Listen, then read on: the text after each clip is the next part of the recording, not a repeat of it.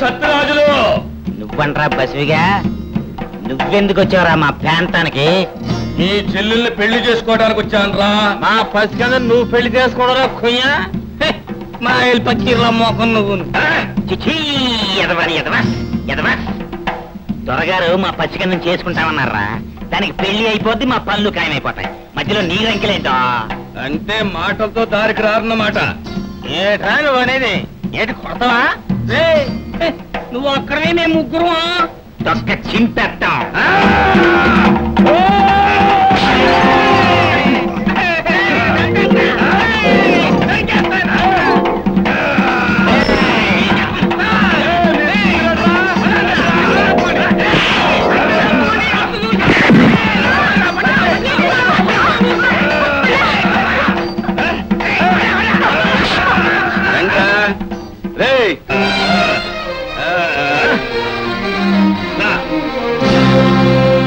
దండాలు దొరా, దీన్ని పెళ్లి చేసుకుంటాను మాట ఇచ్చారా దొరా?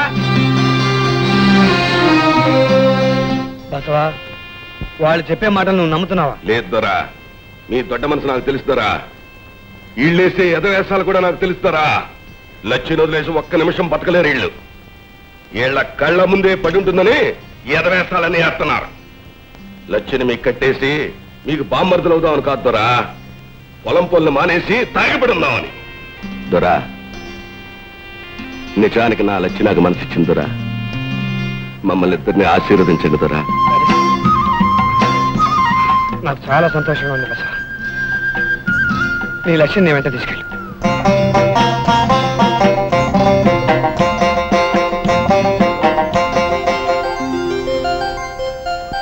దొరా, తెలుసో తెలియకో నేను తప్పులు చేస్తుంటే నన్ను క్షమించండి. వెళ్ళొస్తాను దొరా. లచ్చి లచ్చి,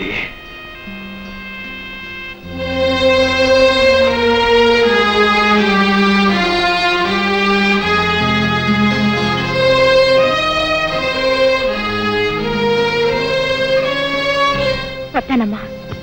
వెళ్ళొస్తాను దొరా.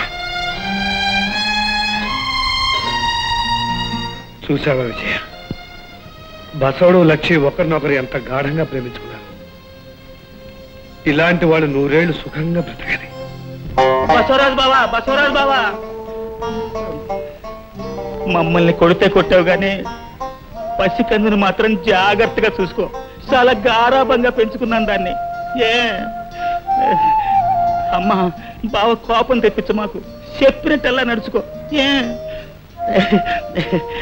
వచ్చే ఏటికి పండంటి కమల బిడ్డల్ని ఎత్తుకోవాలి నువ్వు. వెళ్ళరండి వెళ్ళరండి వెళ్ళరండి.